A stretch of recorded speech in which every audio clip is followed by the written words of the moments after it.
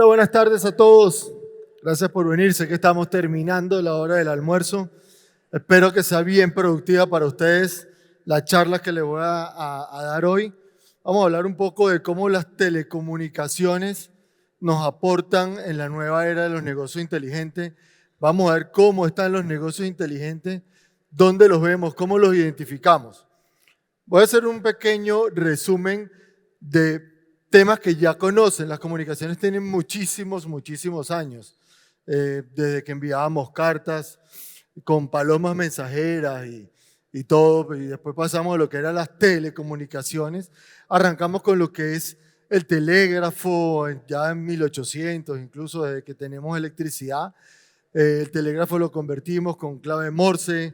Pasamos a la telefonía fija, esa telefonía donde en algún momento las personas nos interconectaban, y yo me imagino que muchos vivieron en su casa que cuando la llamada era de larga distancia tenía como un valor diferente, ¿no? O sea, silencio, que llamó su abuela y me llamó desde México, entonces uno se tenía que callar, tu mamá gritaba por teléfono como si se escuchara mejor porque la abuela estaba lejos. Todo eso fue evolucionando, pasamos al fax. Con el fax empezamos ya a tener una tecnología diferente, aunque era en blanco y negro, podíamos mandar textos, entonces teníamos documentos de alguna manera firmados, y entramos en lo que fue la telefonía móvil. Cuando arrancábamos con los ladrillos, solo podíamos hacer llamadas, eran costosísimas, pero nos ayudaba a poder tener una relación mucho más cercana. Luego arrancó dentro del mismo mundo de comunicaciones el Internet. Muchos vivieron, no sé mucho, sé que aquí mucha gente es mucho más joven que otros, pero nosotros arrancamos con un billboard. El billboard nosotros apenas y podíamos ver algunas noticias, o yo me acuerdo de buscar qué pasaban en el cine, que uno ya lo sabía desde el periódico, pero era algo innovador en ese momento. Pero después el Internet evolucionó, ese HTML nació, entró en el mercado, entró lo que fue los buscadores y lo que fue la era de Google. Eso nos metió en un mundo donde podíamos acceder a información que no conocíamos. Porque el primer Internet que tuvimos tenías que saber a dónde ibas, tenías que tener un enlace, uno se comunicaba a través de telefonía fija y la convertía en un canal de datos. Había una homologación ahí entre lo que era la información análoga a convertirla digital. Y después arrancamos ya con medios, empezamos con YouTube, redes sociales, y hoy nos encontramos, y es parte de lo que les quiero mostrar, lo que es la era del negocio digital, que a pesar de ser como un mensaje trillado, evolucionó mucho con la pandemia, pero viene desde mucho antes. Negocios tradicionales, los negocios que conocemos, simplemente se transformaron. Cuando hablamos de Amazon, el distribuidor más grande de comercio del mundo, hablábamos de una empresa que simplemente vendía. En vez de ir a una tienda, lo comprabas de manera electrónica. Pero era el mismo modelo de negocio. Lo que cambiaba era el medio. El medio cambió gracias a que había un internet, una página, hoy ya es una app, y ha venido evolucionando. Pero lo que les quería transmitir con esto es: todo va cambiando gracias a las telecomunicaciones para hacerlo más ágil, más rápido, poder hacer más comparaciones, pero muchos negocios tradicionales lo que han cambiado es el medio. Ahora bien, nosotros, ¿qué tenemos? O sea, ¿cómo podemos ver estos servicios de comunicaciones y cuál sería el ciclo en lo que podemos ver? Yo les hago una pregunta. ¿Qué pasa si su empresa, si su negocio, llega la empresa de telecomunicaciones con la que usted trabaja y le dice: mañana no le damos más servicio? Y vamos a ver cuántas opciones. Me busco una nueva compañía de telecomunicaciones para poder mañana tener un nuevo servicio. Hago una inversión en telecomunicaciones, pongo una antena, me conecto a un satélite, invierto más plata. Construyo una solución de comunicaciones para poder seguir mi negocio, o no uso las comunicaciones. Yo creo que nadie optaría por la última opción. Cualquiera de las opciones terminan siendo mucho más viables que la primera, que la última. Vivir sin las comunicaciones es algo que no podemos. No sé cuántos tengan hijos o lo vivan. Si en mi casa se va la luz o el agua, yo no me entero. Pero si se cae el internet, mis hijos me los hacen saber. Es un tema natural. Ellos se la pasan conectados. Todos nosotros nos la pasamos conectados. La diferencia es que ellos vienen a quejarse del papá y yo no tengo a quién quejarme. Pero, ¿a qué me refiero con esto? Eso lo hablábamos de nuestra casa. ¿Qué pasa si su negocio se queda sin internet?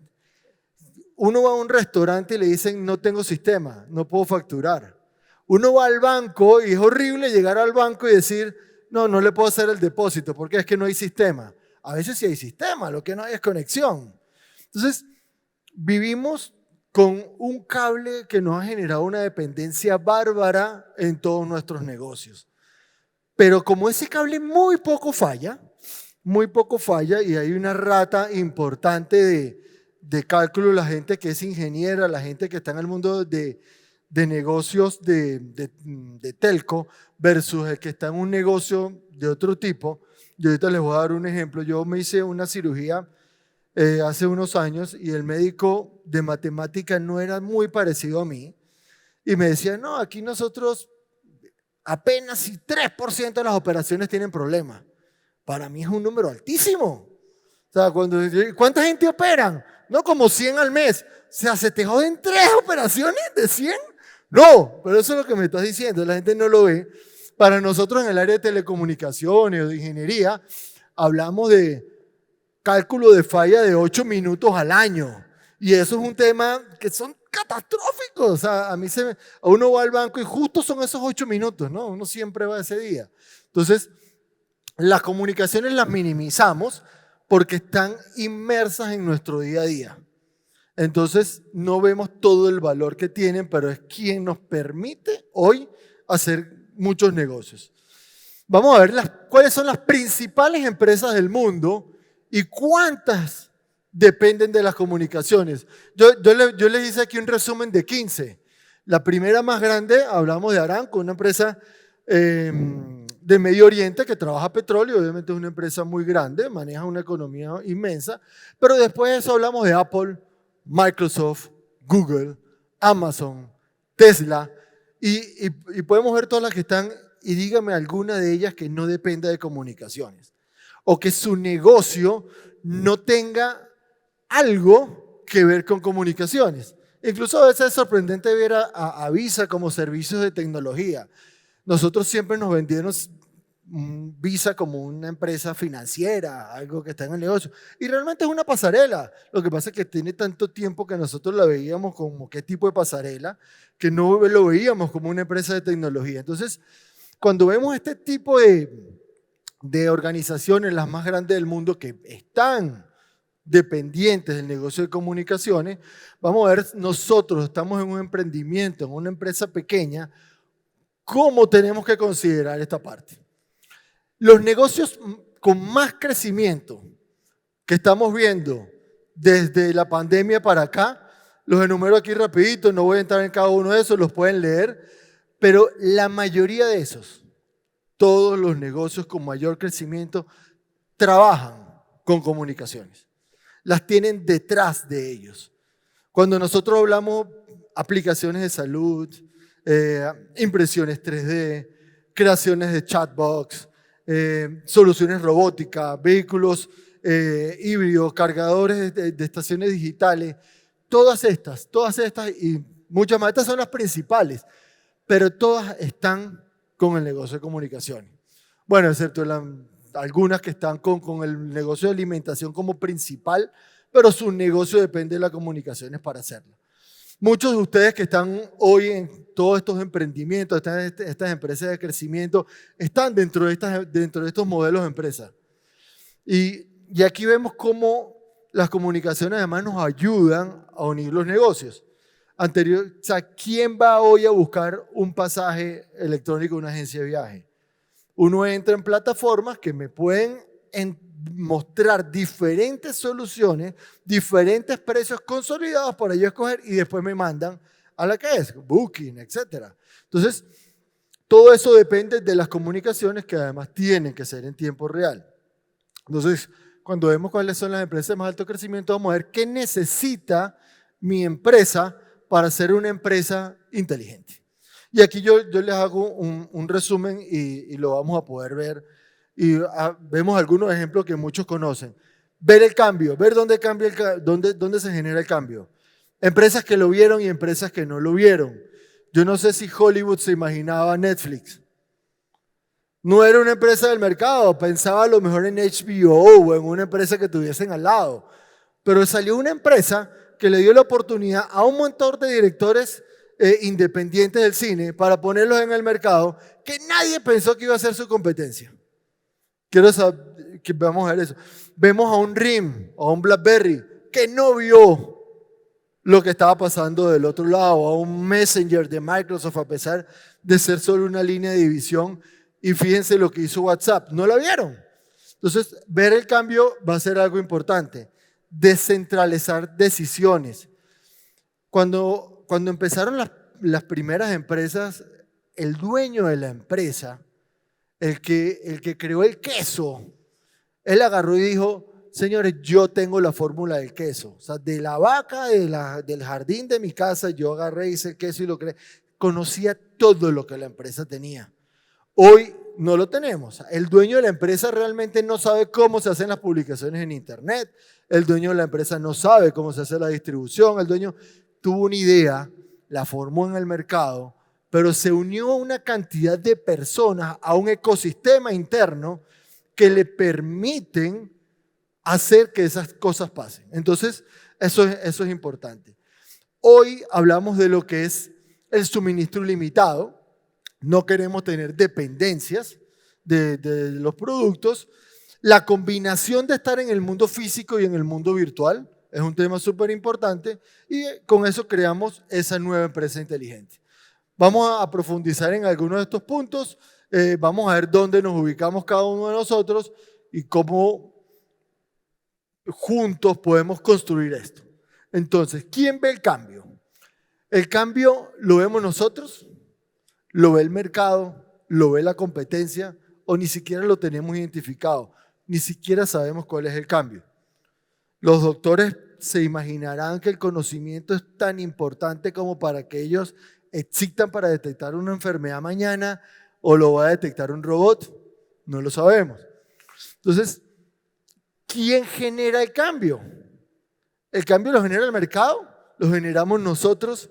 ¿Lo generan los clientes o nuestros potenciales clientes que no identificamos? Muchas veces creemos que tenemos una idea espectacular. Esta es la idea, con esto voy a romper el mercado. Pero el mercado no lo adapta. Y hay ideas muy malas que el mercado lo adapta. Y realmente esas ideas terminan siendo un potencial de negocio importante y una vez que el mercado lo adapta, nos transformamos. Entonces, estos cambios yo creo que son importantes porque ya nuestro mercado no es el mercado tradicional. Es un mercado con muchos cambios, con muchas ideas y es importante identificar quién genera el cambio. Entonces, dentro de nuestras empresas no veamos a nuestra competencia como el cambio, no veamos el cambio como una idea de momento porque la transformación ya viene siendo muy rápida. Descentralizar decisiones. Esto también es un punto importante porque es fácil decirlo. Ahora bien, ¿cómo descentralizo? Yo para descentralizar decisiones tengo que empoderar a la gente. Tengo que tener confianza en las personas. ¿Cómo las empodero? ¿Cómo le doy confianza a la gente? Tengo que tener un objetivo claro para eso. Es decir, si yo atiendo a un cliente en un centro de atención, yo le tengo que decir, toma tú las decisiones a un asesor, pero ¿en base a qué? En base a que el cliente esté contento, en base a que tengamos rentabilidad, Entonces yo tengo que definir el objetivo para tomar esas decisiones. Utilizar el sentido común, como muchas veces decimos, es el menor de los sentidos. ¿Qué quisiera yo como cliente para que me respondieran? Si yo como cliente quisiera que me devolvieran el dinero, me mejoraran el servicio, utilizar ese sentido común para tomar las decisiones y tener la capacidad de tomarlo. Es decir, el médico no puede asumir que la decisión la tome la enfermera o el que te recibe en la clínica. Hay que tener los skills, para eso tenemos que preparar a las personas. Entonces, el entregar esas decisiones en mi negocio tiene que ver con estas condiciones que tengo que tomar, y eso se refiere a la descentralización de la toma de decisiones. Creo que es un punto importante para que consideremos. Suministro ilimitado.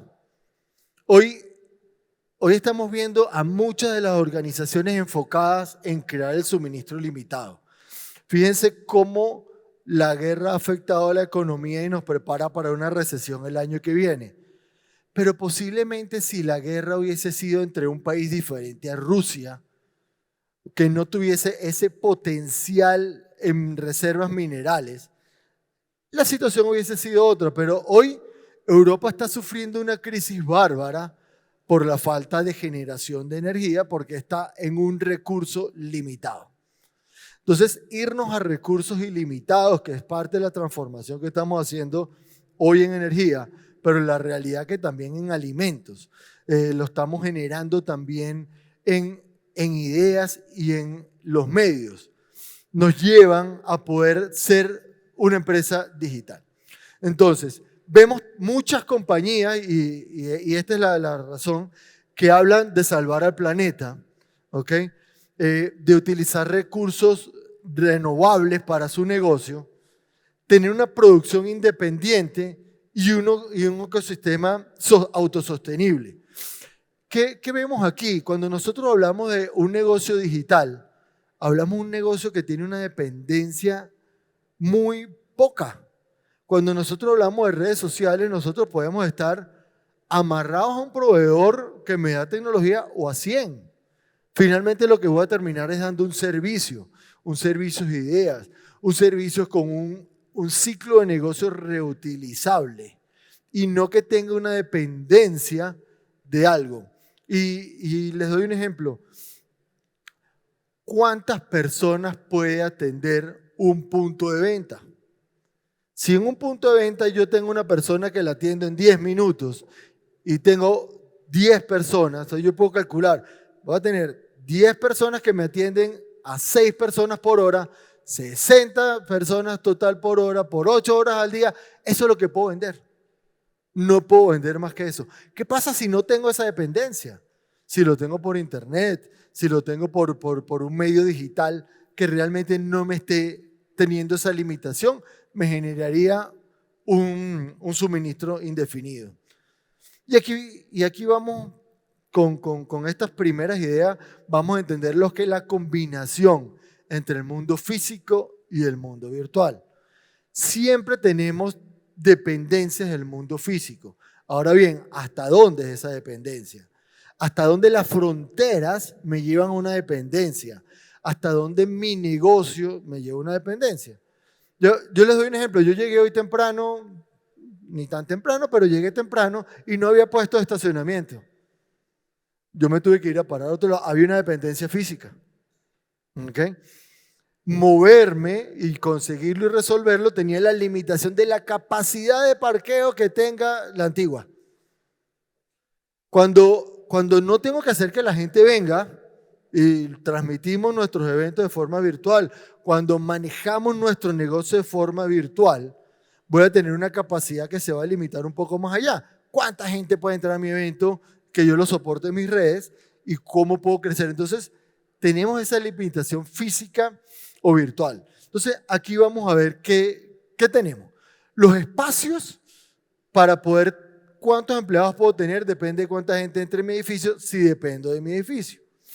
Las comunicaciones me llevan ya a un mundo virtual. Entonces, las comunicaciones pasan a ser parte de lo que yo necesito para crecer mi negocio sin fronteras.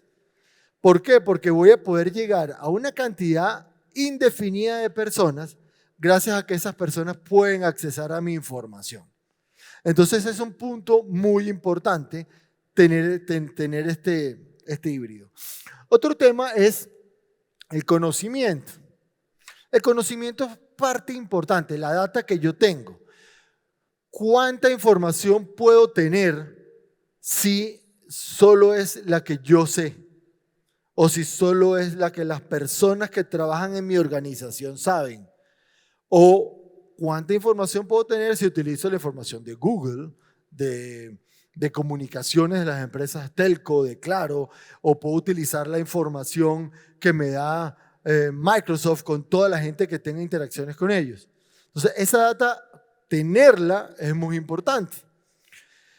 Las emociones, las relaciones con las personas van totalmente definidas a un grupo de gente, a un mercado al que yo puedo conocer, pero no al que no puedo conocer. Entonces, para eso, ¿cómo llego a esas nuevas tecnologías que son nuestros centros de cómputo, nuestros centros de logística, el trabajar sin papel para no tener esa dependencia del acceso? Porque la idea de trabajar sin papel no es ser más ágiles, sino que cuando trabajo con papel tengo la dependencia. Ustedes han ido a sacarse el documento de identidad con nuestros gobiernos que realmente son dependientes del papel. Yo saqué la residencia aquí y me la dieron con un código QR, el papelito que me entregan. Y cuando entro al aeropuerto me dicen, no, es que usted no trajo la original, es una copia. Sí, pero hay un código QR, le digo a la muchacha, para que valide. No, señor, tiene que tener la original. Lo voy a dejar entrar como turista. Ese tipo de cosas generan una limitación a tener el papel, a pesar de la tecnología que tenemos, y me limita a una hoja que me entregaron original para poder viajar. Entonces, como nuestro negocio no queremos que tenga esas limitaciones, tenemos que llevarlo a una combinación entre la parte física, que no sea dependiente de un recurso tangible, a una parte virtual. Entonces, ¿qué recomendaciones manejamos nosotros en ese estilo? Es las comunicaciones que hagan ese medio entre un lado del mundo y mi negocio. Ese lado del mundo es a dónde puedo llegar y mi negocio es lo que yo puedo ofrecer. Entonces, necesito siempre ese enlace y las comunicaciones son tan importantes como que no dependan de simplemente el medio. Vamos a ponerlo así. Hoy tenemos dispositivos y hablamos de la cantidad de dispositivos conectados. ¿Qué va a pasar en los próximos 10 años? ¿Voy a seguir teniendo dependencias del dispositivo?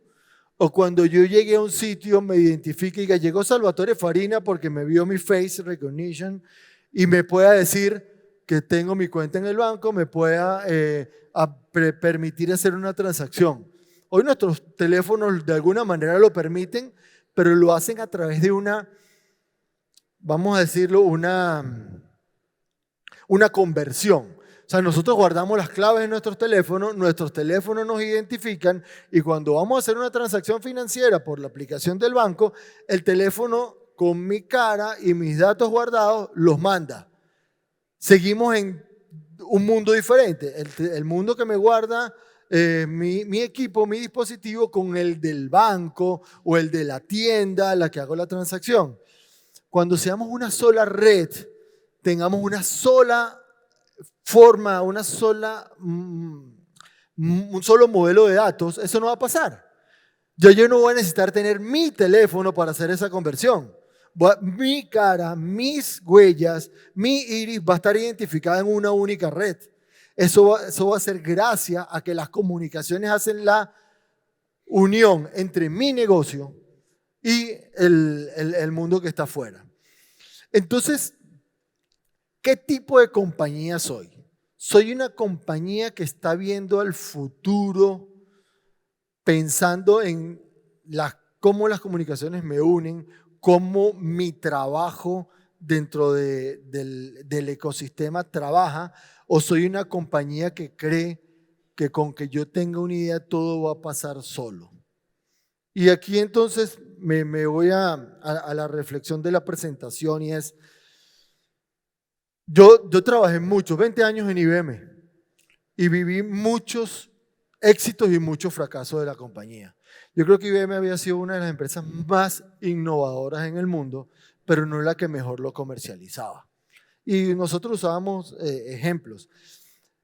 Cuando salió el e-business, IBM invertía mucho en el B2C, ellos ya dejaron de hacerlo, y estaban mucho en el B2B.